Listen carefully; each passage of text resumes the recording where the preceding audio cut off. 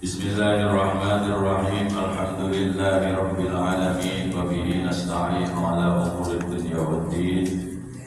Wassalatu wassalamu ala asyrafil anbiya'i wal mursalin sayyidina wa maulana Muhammadin sallallahu alaihi wasallam wa ala alihi wa ashabihi ajma'in. Wa subhanaka la ilma lana illa ma 'allamtana innaka antal alimul hakim. Tub 'alaina innaka antat tawwabur rahim. Wala haula wala quwwata illa billahil aliyyil azim. Mab'ad, anak-anak sekalian, kita akan melanjutkan pelajaran kita. Kita mulai kembali pelajaran Aqidatul Awwam. Kita baru memulai bait yang pertama. Ya, kita mulai dari yang pertama. Sebelum saya melanjutkan keterangan, kita baca dulu bersama-sama bait 1 sampai dengan bait 4. Semuanya ikut membaca dengan suara yang keras tapi tertib. Kita mulai. Bismillahirrahmanirrahim. Abda'u bismillahirrahmanirrahim wa birrahim daimil ihsani falhamdulillahil qadimil awwali al-akhiril bila ta'awuli summa salatu wassalamu salmada ala nabi khairi man qad wahada wa alihi wa sahbihi wa man tabi'a sabila dinil haqqi khairan mubtadi. Ya, bagus karena bareng saya. Ya, bagus karena bareng saya. Sekarang kita coba kelas 11 laki-laki, kelas 10 diam dulu. Bersama-sama, bismillah. Bismillahirrahmanirrahim. Abda'u bismillahi warrahmani wa birrahimi daimil ihsani falhamdulillahil qadimil awwali al-akhiril baqi bila tahawuli summa salatu wassalamu salmada ala nabi khairi man qad wahada wa alihi wa sahbihi wa man tabi'a sabila dinil haqqi khairan mubtadi. Ya, bagus. Satu kali lagi kelas 10. Kelas 10 laki-laki dan perempuan bareng-bareng. Baca bersama-sama. Bismillah. Bismillahirrahmanirrahim. Abda'u bismillahi warrahmani wa birrahimi daimil ihsani falhamdulillahil qadimil awwali al-akhiril baqi bila ta'awuli summa salatu wassalamu sarmada ala nabi khairi man waqada wa alihi wa sahbihi wa man tabi'a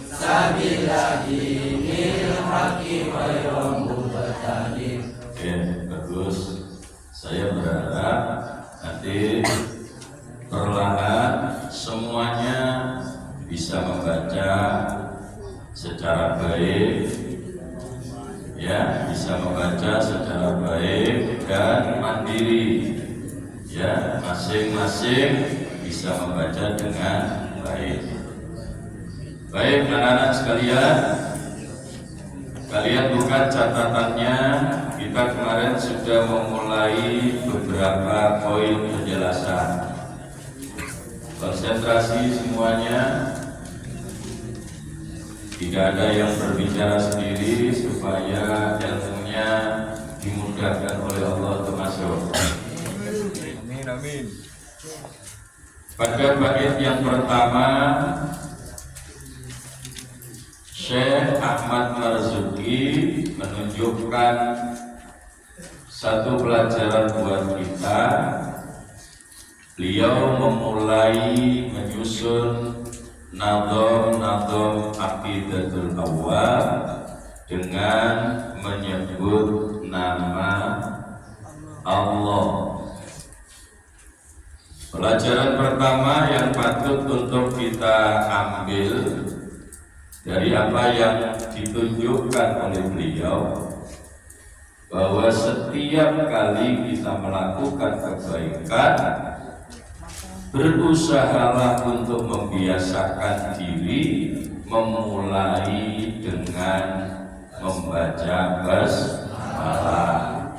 Apapun yang baik-baik, kalau kamu hafal doanya habis basmalah, kemudian baca doanya. Kalau tidak hafal, minimal baca basmalah. Seperti yang kemarin sudah saya katakan, kamu makan, apapun yang dimakan, baca basmalah, ikuti dengan doa mau makan. Kalau seandainya doa mau makan gak hafal, minimal bismillah. Bismillahirrahmanirrahim. Kenapa harus dimulai dengan bismillah? Kemarin kalian sudah mencatatkan sebuah hadis Rasulullah Sallallahu Alaihi Wasallam. Rasulullah menyatakan, kullum ri'in, ya, kullum ri'in dzibalik la yubda'u fihi bi bismillahi fahuwa aqtahu.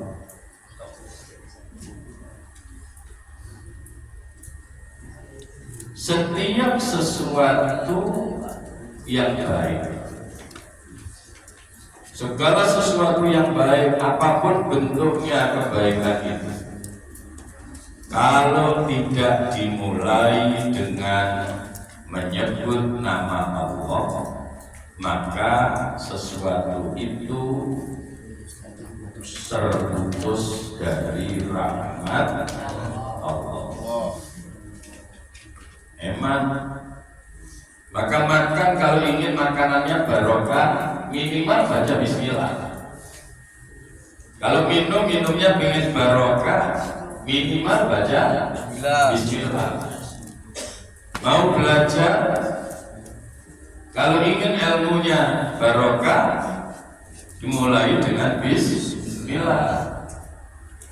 Kalau kebetulan kita belajar bareng seperti ini, ya, sinau bareng, ini disebut saja sinau bareng, ya pasti kita mulai dengan bismillah, karena saya awali dengan Al-Fatihah. Al-Fatihah itu dimulai dengan bismillah sebagai ayat yang pertama. Maka kalau orang baca Fatihah pasti baca bismillah, karena bismillah itu termasuk ayat pertama dalam surat Al-Fatihah. Ya kalau sinau bareng ya pasti kita mulai dengan itu. Tentu yang saya maksudkan tidak sekedar sinau bareng. Kalau anak-anak sinau sendiri di rumah, belajar sendiri di rumah, baca Quran sendiri di rumah, Ya, memulai kegiatan yang baik di rumah. Mau tidur, baik-baik. Tidur itu baik. Tapi tentu tidur pada waktu dan tempat yang tepat. Ya, tidur pada waktu dan tempat yang tepat itu baik. Lalu pada saat belajar kamu tidur itu tidak baik, karena bukan waktunya tidur dan bukan tempatnya tidur. Malam hari di rumah waktunya istirahat, waktunya tidur. Anda lupa doanya mau tidur itu apa ya? Ya sudahlah, daripada tidak baca apa-apa, mulailah dengan bismillah. Gampang sekali. Bismillahirrahmanirrahim. Menunjukkan apa? Menunjukkan bahwa mau tidur kita ingat Allah. Yang penting. Ya, mau tidur ingat Allah. Maka beliau katakan abda'u bismillahi. Saya memulai menyusun nadham ini bismillahi dengan menyebut nama Allah.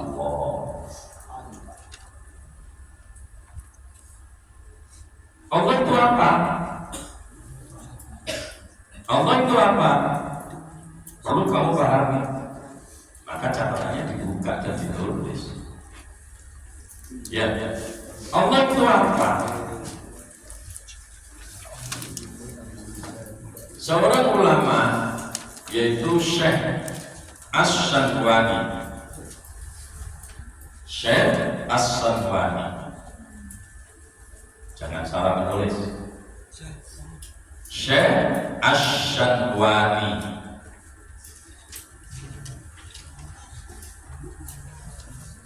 Beliau mengatakan bahwa Imam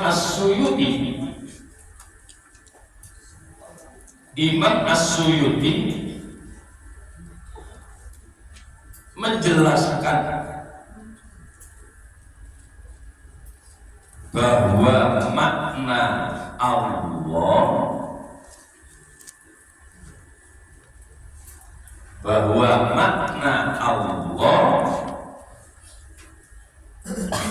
adalah zat yang awal wujudnya.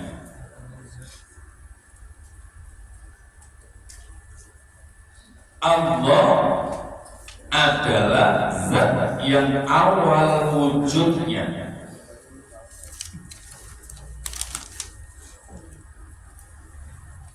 Yang agung zat dan sifat-sifatnya.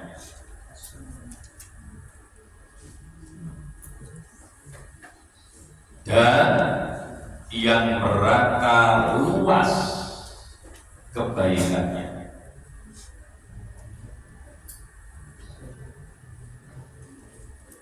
Jadi kalau ditanya apa Allah itu, ini penjelasan dari Imam As-Suyuti. Allah itu adalah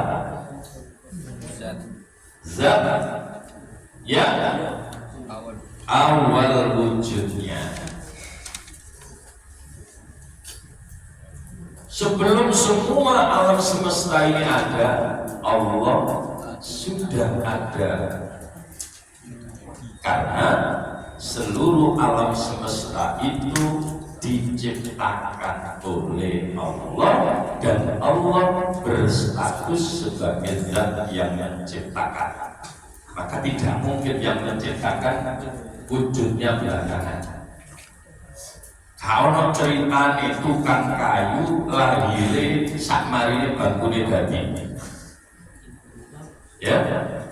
Tukang kayune ana dhisik baru gawe bangku. Bangku sebagai produk tukang kayu. Maka wujudnya tukang kayu dengan bangku yang diciptakan lebih dulu mana? Lebih dulu tukang kayunya.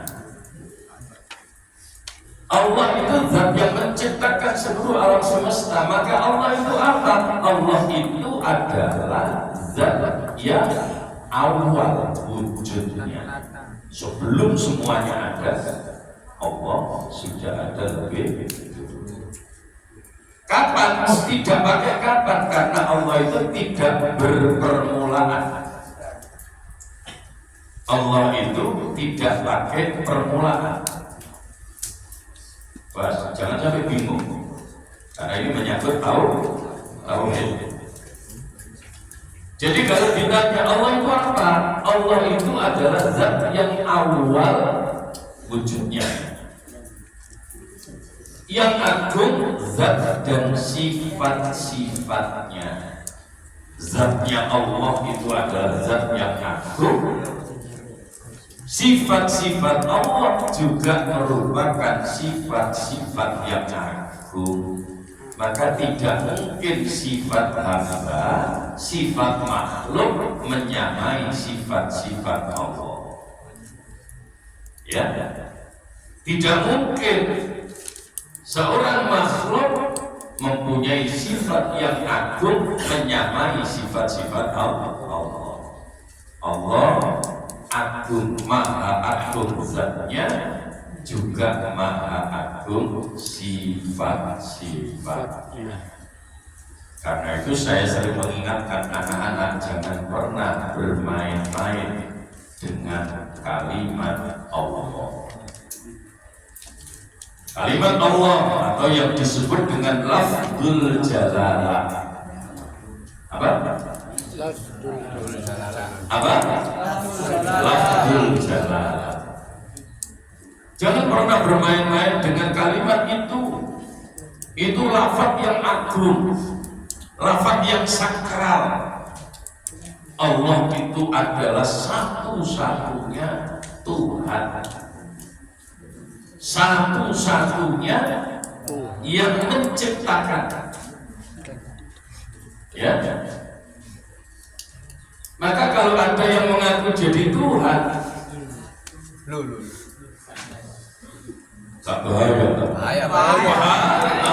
wah, aku mengaku jadi Tuhan, iya dong, bahaya. Punya reputasi apa aku jadi Tuhan itu?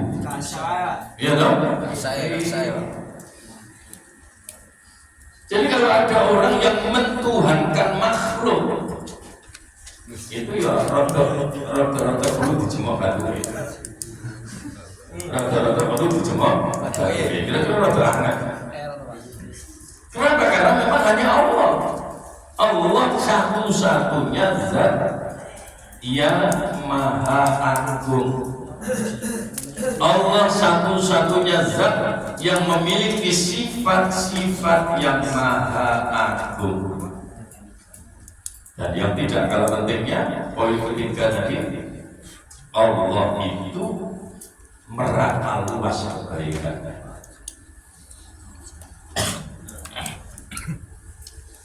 Kenapa dikatakan merata luas kebaikannya? Karena semua makhluk diberi kebaikan oleh Allah. Ketika Allah memberikan nafas kepada makhluknya, kepada manusia, Allah tidak pilih-pilih. Sing mukmin yo dikai nafas, sing kafir yo dikai nafas. Kurang api Allah Gusti Allah. Ya. Maka kalau kita mengaku beriman kepada Allah, lalu tidak mau menghargai kebaikan yang Allah berikan kepada kita, ini hamba macam apa? Astagfirullah. Ya, ini hamba macam apa? Makanya saya bilang, kelas 10 mulai umum sekarang. Awas ya. Astagfirullah. Allah telah memberikan kebaikan yang banyak kepada kita. Lalu kemudian ketika kita diperintah oleh Allah dengan perintah yang sederhana saja, contoh yang paling konkret dan mudah, diperintah sholat. Sambil sholat wah mereka gentar. Ya. Coba kamu bayangkan kalau kemudian apa yang diberikan oleh Allah kepada kita kemudian diambil kembali, dijabut kembali oleh Allah. Lalu kita mau berbuat apa? Makanya ketika kita diingatkan oleh Allah supaya kita berbuat baik, rumah nasi Badung, ya, sing Badung, sing roton bau berdi. Rumah nasi sing dombak. Apa Pak? Allah menyuruh kita dengan memberikan analog yang luar biasa sekali. Wa ahsin kama ahsanallahu ilaika. Berbuat baiklah kamu dadi wong sing apik. Kama ahsanallahu ilaika, seperti Allah telah berbuat baik kepada kamu. Betapa kita tidak akan pernah bisa menghitung kebaikan-kebaikan yang diberikan oleh Allah kepada kita. Lalu kita disuruh baik sedikit saja, kok tidak mau?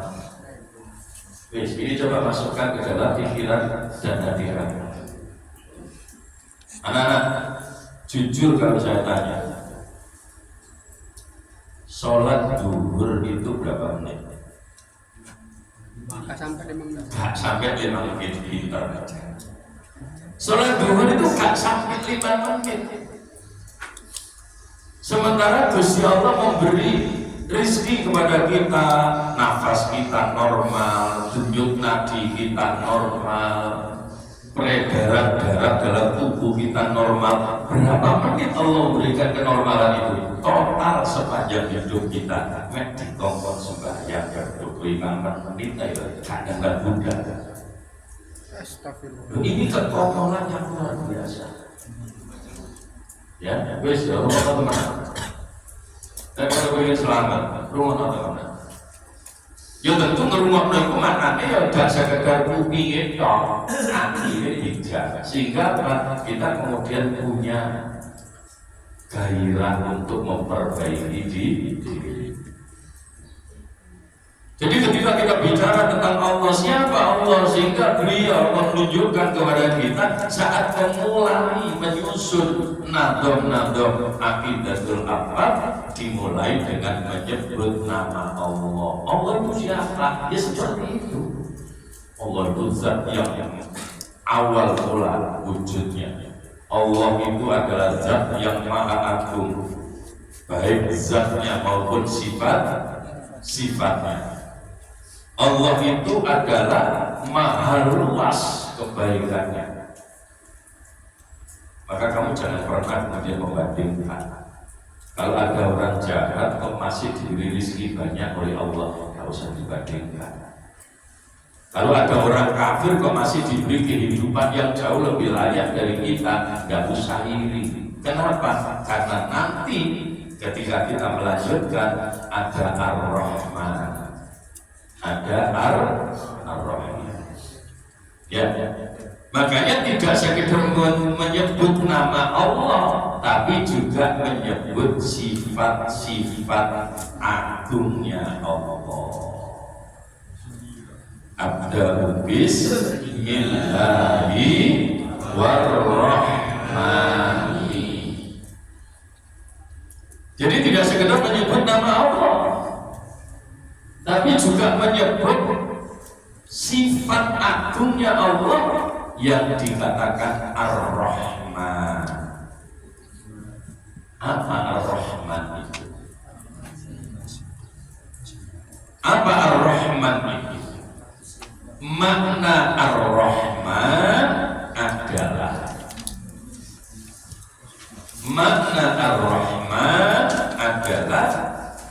zat yang besar pemberian kebaikannya dan kekal pemberian anugerahnya.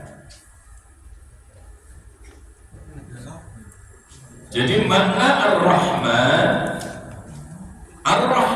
itu sifat agungnya Allah. Apa maknanya?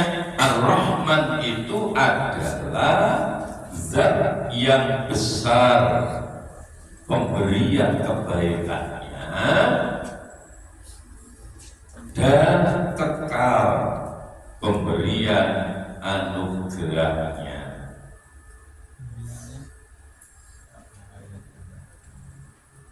Zat yang besar pemberian kebaikannya dan kekal pemberian anugerahnya.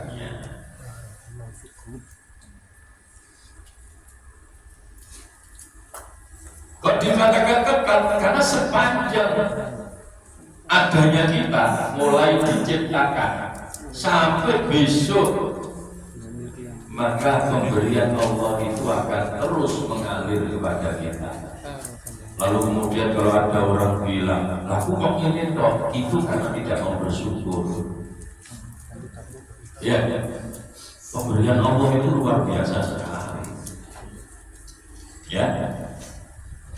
Apakah berhenti sampai di sana? Tidak. Dia juga melanjutkan wabir rohimi. Ya, wabir rohimi menyebut sifat Allah ar-rahim.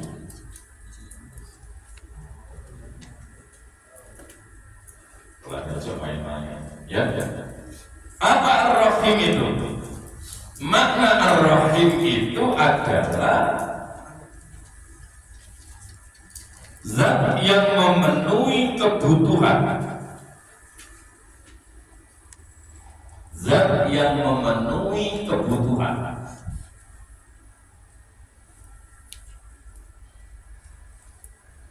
dan yang tidak membebani di luar kemampuan.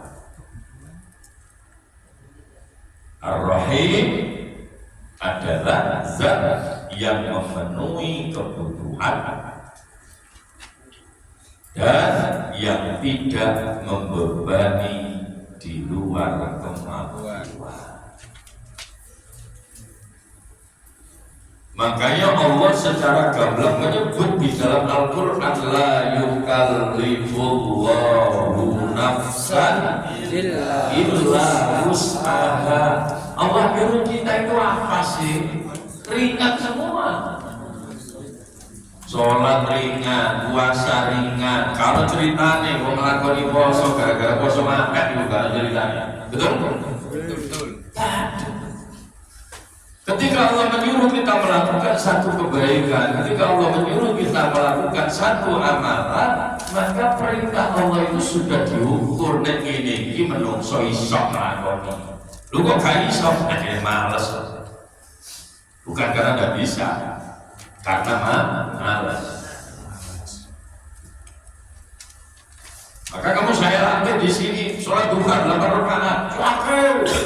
Agen dia ini masih kita ada Gusti Allah menawan. Mengatasi sebagai orang rakaat bersambat apa-apa. Ya loh. Dijak sebagai duha orang rakaat ada kenyang. Namanya apa? Astagfirullah. Ya. Namanya apa tadi apa? Ya pada kaget biasa. Ibu pun. Ya. Wes aneh. Ini pelatihan. Ini pelatihan. Coba bayangkan betapa besarnya pemberian yang diberikan oleh Allah kepada kita. Kamu menambahi sholat sunnah. Di sini kamu saya ajak sholat sunnah 8 rakaat, sholat duha 8 rakaat. Kok diono sing sambat? Astagfirullah. Apa? Kabai. Sinti. Pikiran nikmat sing dikira Gusti Allah sakira. Ya dong. Berapa banyak pemberian Allah kepada kita? Tidak bisa dihitung. Allah hanya menyuruh sesuatu yang tidak pernah membebani dengan beban yang tidak mungkin ditanggung oleh manusia. Sama dengan ketika Allah memberikan ujian kepada manusia, sudah diukur. Mungkin tak uji model ini kuat. Tapi kok sambat wonge, akhirnya keplok di warna. Gusti Allah uji itu sudah mengukur kemampuan. Ya kayak dulu nek kayak ujian, soalnya sudah disesuaikan dengan pelajaran yang diberikan. Ya kan? Enggak ono soal ujug-ujug teko pada pelajaran itu belum dikekno, iku guru ngene. Bahaya. Iku. Guru nek apa? Bahaya sekali. Guru dikei pelajaran kok diuji no. Itu namanya di luar kemampuan. Gimana? Ya, pahami ya. Jadi Ar-Rahim itu salah satu maknanya Allah tidak akan memberikan beban kepada manusia di luar kemampuannya. Sehingga tadi saya sebut ayatnya la yukallifullahu nafsan illa wus'aha. Baik istighosah takdir mesti dibuat coba begitu kan? Iya. Jadi Allah tidak akan pernah memberikan beban kepada manusia dengan beban yang di luar kemampuannya, tidak mungkin. Dan ini harus kita sadari, makanya yang dikawal sembahyang udah malas-malas. Ya, dikawal sembahyang udah malas-malas, dikawal kosong lakoni. Dan gak penyakitan nama umurnya boleh sini mangan doa kalau berpuasa ya durung tuh mangan kayak Allah kayak penyakit Durung tuh stroke ya wis latih makanya saya seringkali bilang kamu bersyukur kamu sekolah biasa tapi dari turun lisan kenapa? Dilatih untuk menjadi hamba yang baik ya tidak sekedar nilai pelajaran, dilatih untuk menjadi hamba yang baik sebagai implementasi, sebagai wujud keyakinan kita bahwa Allah itu Ar-Rahman, Allah itu Ar-Rahim. Maka pelajaran Aqidatul Awam dibuka dengan bait ini. Ya, Abdul Bismillahirrahmanirrahim. Allah itu Ar-Rahim daimil ihsani, kebaikannya lanjut. Kebaikan Allah yang diberikan kepada hambanya itu kekal abadi. Kok bisa disebut kekal abadi? Karena Allah tidak pernah menganiaya hambanya. Lupa mendengar akhirat manusia di neraka. Itu bukan Allah menganiaya, tapi manusianya sendiri yang minta masuk neraka. Ya, dikongkon bayang wis gak bayangan pani yang mlebu neraka, padha itu. Ya. Bahaya besar. Ya, makanya ini perlu membangkitkan kesadaran kita. Kita baru mulai di bait yang pertama. Wis pahami dengan baik. Masukkan ke dalam hati, ya, renungkan dengan pikiran jernih sehingga berangsur-angsur kita bisa menjadi hamba yang baik. Amin. Baik, sampai di sini dulu kita akhiri. Al-Fatihah.